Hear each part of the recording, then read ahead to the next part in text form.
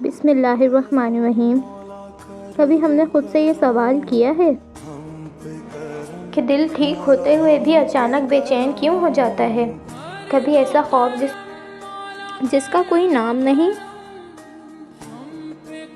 کبھی ایسی گھبراہٹ جس کی کوئی وجہ نہیں، کبھی ایسا احساس جسے کوئی نظر نہ آنے والی چیز پر بوجھ بن گئی ہو۔ اللہ تعالیٰ نے ایسی لمحوں کے لیے قرآن میں ایک بہت مختصر مگر بہت گہری سورت نازل کی، جس کا نام ہے سورۃ الفلق۔ اب سوال یہ ہے، فلق کا مطلب اور نام رکھنے کی حکمت کیا ہے؟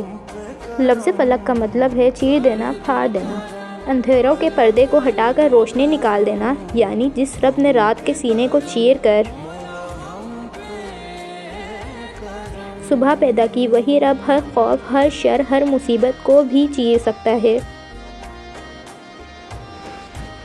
اسی لیے اللہ نے اس سورت کا نام الفلق رکھا۔ یہ نام ہی ہمیں امید دیتا ہے۔ یہ سورت کیوں نازل ہوئی؟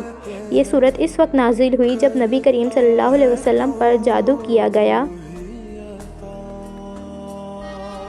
آپ صلی اللہ علیہ وسلم کو کمزوری، بوجھ اور بے چینی محسوس ہوئی۔ اللہ تعالیٰ نے سورۃ الفلق اور سورۃ الناس نازل فرما کر یہ واضح پیغام دیا کہ نبی بھی ہوں تو بھی اللہ کی پناہ کے محتاج ہوں۔ یہ ہمیں سکھاتا ہے کہ دعا کمزوری نہیں بلکہ ایمان کی طاقت ہے۔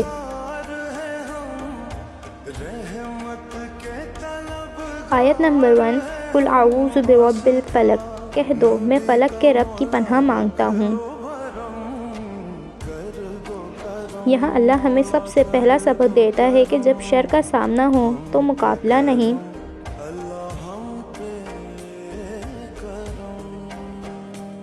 پناہ مانگو، اور پناہ کس سے؟ اس رب سے جو اندھیروں کو ختم کر سکتا ہے۔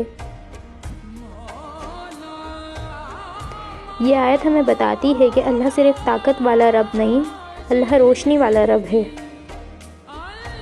آیت نمبر 2، من شر ما خلق، ہر اس چیز کے شر سے جو اس نے پیدا کی۔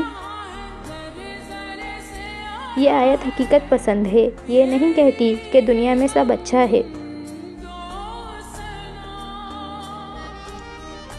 یہ مانتی ہے کہ شر موجود ہے، نقصان دہ چیزیں موجود ہیں،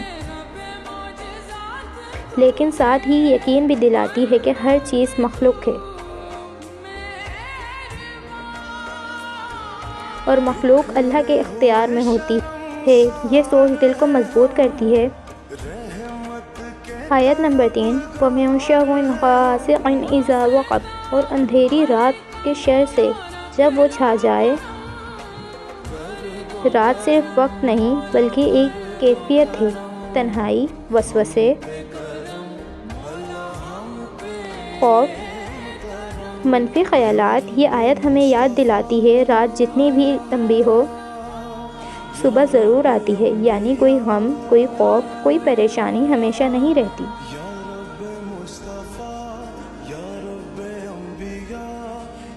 آیت نمبر 4، وَمِن شَرِّ النَّفَّاثَاتِ فِی الْعُقَدِ، اور گرہوں میں پھونکنے والیوں کے شر سے۔ یہ آیت صرف جادو تک محدود نہیں، یہ ہر اس خفیہ شر کی بات کرتی ہے، سازش، پیٹھ پیچھے نقصان، چھپا ہوا وار۔